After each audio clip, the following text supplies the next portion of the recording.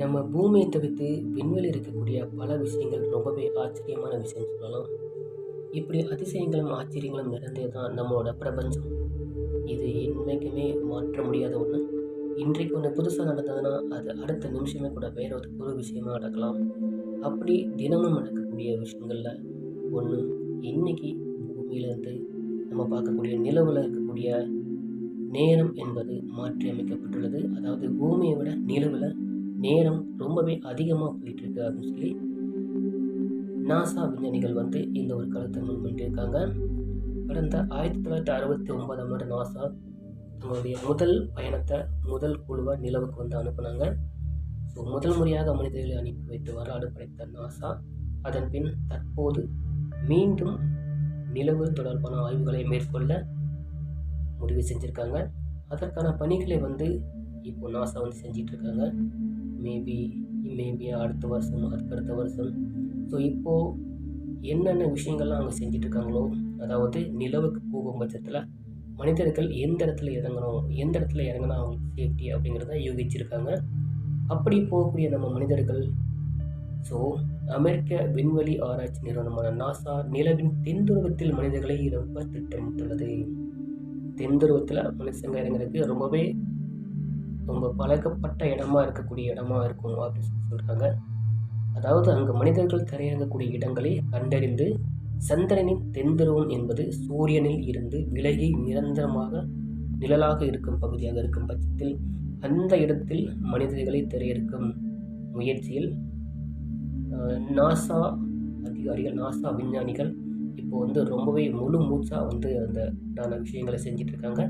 So இங்கே மனிதர்கள் கால் வைக்கும் பட்சத்தில் அவங்களுக்கு எந்த விதமான தொந்தரவும், அதாவது ஒரு கிரகத்திலேருந்து இன்னொரு கிரகத்துக்கு போகும்போது அது எந்த உயிரினமாக இருந்தாலும் அவங்களுக்கு பல சாதகம் பாதங்கள் இருக்கும் இல்லையா.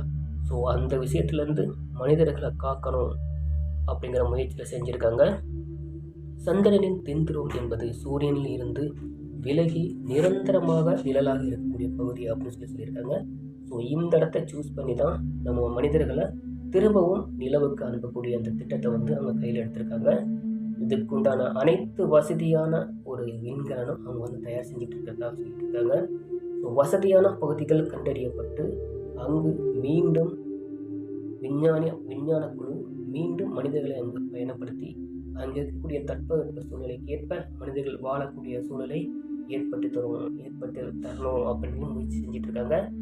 இது கிட்டத்தட்ட 1969ஆம் ஆண்டு முதல்ல நாசா முதல் குழுவை விண்வெளிக்கு அனுப்பி வச்சுருந்தாங்க. ஸோ அது என்னதான் மறக்க முடியாத ஒரு நினைவுகளாக இருந்தாலும் நம்மளோட நிலவில் முதல்ல ஆம்ஸ்ட்ராங் கால் வச்சார் இல்லையா. ஸோ அந்த காலத்துலேருந்து சொல்கிறேன். ஸோ இது ஒரு மறக்க முடியாத ஒரு வரலாறாக இருந்தாலும் அதன் பின் தற்போது மீண்டும் நிலவு தொடர்பான ஆய்வுகளை மேற்கொள்ள நாசா முடிவு செய்துள்ளது. அந்த காலகட்டத்தில் செய்த நிகழ்வுகள் ஏற்பட்ட அந்த சங்கடங்கள், பங்கங்கள் எல்லாத்தையும் தவிர்த்து இப்போ போகக்கூடிய இந்த குழுவிற்கு அது மிகப்பெரிய ஒரு ஆய்வை மேற்கொள்ளக்கூடிய ஒரு குழுவை அனுப்பி வைக்கணும் அப்படின்னு சொல்லியிருக்காங்க. அந்த குழுவானது நிலவில் போய் நிலவில் உள்ள தட்பவெப்ப சூழ்நிலை, அங்கே இருக்கிற கனிம வளங்கள் இதை பற்றி முழுமையாக ஆராய்ச்சி செய்ய திட்டமிட்டிருக்காங்க. இந்த திட்டத்துக்கு ஆர்டமிஸ் என பெயரிடப்பட்டுள்ளது. இந்த திட்டத்தின்படி நாசா நிலவுக்கு மீண்டும் மனிதர்களை அனுப்பி பல்வேறு ஆய்வுகளை நடத்த உள்ளது சொல்லியிருக்காங்க. ஏன்னா நிறைய பேர் நிலாவில் தான் போய் மனுஷங்களை இறக்கணும் அப்படின்ட்டு ரஷ்யா, அமெரிக்கா அப்படின்னு சொல்லி நிறைய பேர் போட்டி போட்டுட்டு இதில் நம்ம நிலவில் தென்துருவத்தில் நம்ம சந்திரனை இறக்கி நம்ம சாதனை பண்ணிட்டோம். இருந்தாலும் நாசா இதை விட ஒரு படி அதிகமாக மேலே போய் அங்கே மனிதர்களை தரை இறக்கி அங்கே உள்ள விஷயங்களை தெரிஞ்சுக்கணும் அப்படின்னு நினைக்கிறாங்க. இந்நிலையில் நாசா விஞ்ஞானிகள் வெளியிட்டுள்ள ஆராய்ச்சி அறிக்கை ஒன்றில் நிலவின் நேரம் பூமியை விட வேகமாக ஓடத் தொடங்கியுள்ளது.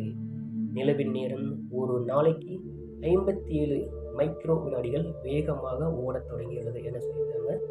ஏன்னா நிலவுக்கும் பூமிக்கும் உள்ள இடைப்பட்ட தூரம் என்னதான் டிஸ்டன்ஸ் அதிகமாக இருந்தாலும் இந்த நிலவோட அங்கே இருக்கக்கூடிய அந்த மணியோட வேகத்தையும், அதாவது அங்கே ஓடக்கூடிய அந்த நிலவின் மணியையும், அதாவது நிலவின் நேரத்தையும் பூமியின் நேரத்தையும் வச்சு தான் ஒரு முக்கியமான சில விஷயங்கள்லாம் பூமியை செஞ்சிட்ருக்காங்க. அப்படின்னு சொல்லி நாசா விஞ்ஞானிகள் வந்து கருத்து தெரிவிச்சிருக்காங்க. ஆர்டமிஸ் பயணத்திற்கு முன் சந்திரனின் நேரத்தை துல்லியமாக கணித்த நாசா முடிவெடுத்திருக்காங்க. 52 ஆண்டுக்கு பிறகு மீண்டும் விண்வெளி வீரர்கள் சந்திரனுக்கு செல்லவிருப்பது ரொம்பவே மறக்க முடியாத ஒரு விஷயமாக இருக்க போது. இது வந்து மனித குலத்திற்கு ரொம்பவே முக்கியமான தேவையான விஷயமா இருக்க போகுதுன்னு சொல்லியிருக்காங்க. சாதாரணமாக பார்க்கும்போது இது ஒன்றும் பெரிய விஷயமா இருக்காது.